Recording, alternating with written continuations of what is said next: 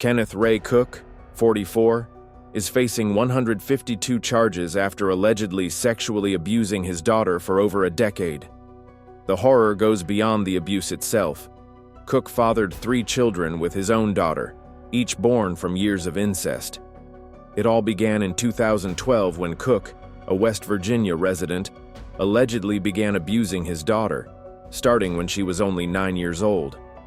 For over 12 years, he reportedly subjected her to relentless sexual assault. But the horror doesn't end there. This abuse resulted in 3 children, now ages 1, 3, and 5. These children, born of incest, were found to be neglected, further deepening the nightmare.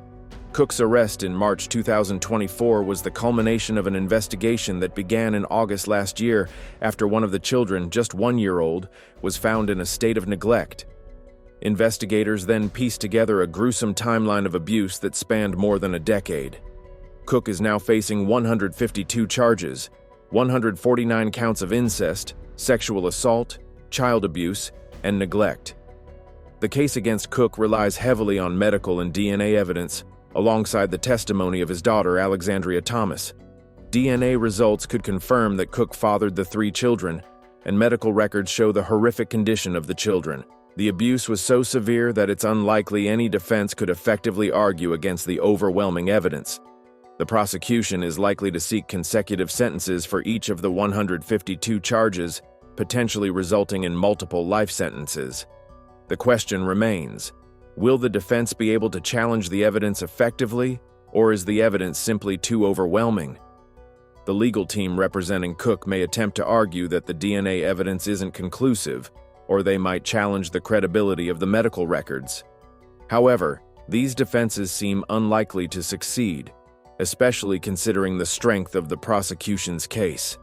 Cook's daughter, now in her 20s, has already publicly shared her story of repeated abuse on social media, accusing family members of attempting to cover up the crime for years. She has claimed that she tried to report the abuse multiple times, but was silenced by her grandmother, who allegedly worked with Child Protective Services to dismiss her allegations. In one of her posts, she revealed that her grandfather was not even surprised when he found out about the abuse. These claims have yet to be confirmed, but they raise serious questions about how the abuse continued for so long without intervention. In her Facebook post, Thomas also revealed how her father allegedly prevented her from seeking medical care for one of her children, fearing that the truth about the abuse would come to light. These disturbing allegations suggest a pattern of control and manipulation that kept Thomas from escaping the abuse and from properly caring for her children. Given the sheer number of charges, it's possible that Cook could work out a plea deal to avoid trial. Prosecutors may want to spare Thomas from the trauma of recounting each instance of abuse. However, with 152 charges, the pressure on Cook to accept responsibility could be immense. The prosecution is likely to use the details of proven neglect to strengthen its case against Cook. The defense, however, may try to discredit the evidence or claim that the children's neglect was not directly caused by Cook's actions. Perhaps even more disturbingly, the defense could try another tactic altogether, suggesting consent, particularly in the later stages when Alexandria Thomas was older. They might claim that once she reached adulthood, she may have been more capable of making her own choices or could have consented to the sexual acts, thereby trying to challenge the claim of coercion or force that Thomas alleged. However, this argument would be irrelevant under the law.